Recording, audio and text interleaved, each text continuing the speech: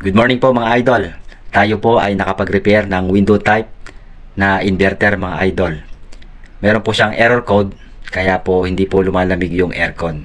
Dapat po ay ma-repair o mapalitan yung piyesang nasira para po bumalik uli yung kanyang paglamig mga idol. Tayo po ay tinawagan ng ating regular customer para po ma-check at ma-repair yung kanilang window type aircon. Na-check po natin at nakita yung sira at pinalitan po natin ng piyesa mga idol. Yung gantong error code na F2 mga idol ay tumutukoy po sa sensor. Kapag sira po yung sensor mga idol, hindi po siya maglalamig. Kaya dapat ay pa-check po natin sa ating mga aircon technician kapag ganito po yung error code ng inyong window type aircon na inverter. Mayroon po yan mga sensor mga idol. Yun nga po ay na-repair po natin at ipinalinis na rin po ng ating customer yung kanilang aircon nung maayos po natin mga idol. Samahan niyo po kami ni Idol Janmar sa pag-repair at paglinis ng aircon. Intro muna tayo mga idol.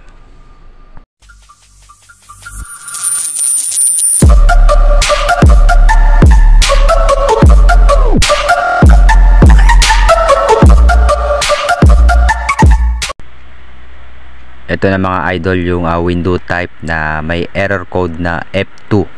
Kapag ganito po yung brand nyo mga idol, kasi iba-ibang brand, iba rin po yung mga error code na lumalabas mga idol.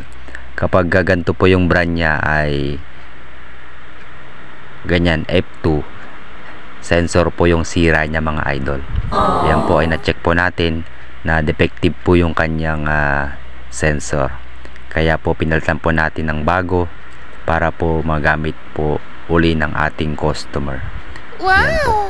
Yan po ay iso-soldering iron po natin o hihinangin po natin mga idol yung kabit po niyan na panibagong sensor.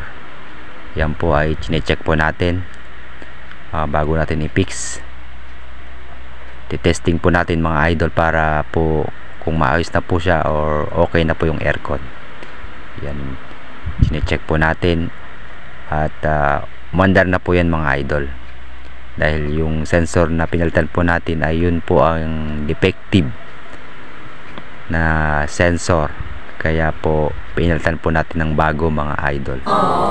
Yung aircon ay pinalinis na rin po ng ating customer para po magamit na po nila at pang ready na rin po sa summer mga idol. Kasama natin si Idol Janmar sa paglilinis ng aircon mga idol. Yan po, at natapos na po natin linisan yung aircon at na-install na rin po natin sa kanyang lagayan at gumagana na po uli yung aircon mga idol. Ayan, okay na po yung aircon at konting selfie muna mga idol. Maraming salamat po mga idol.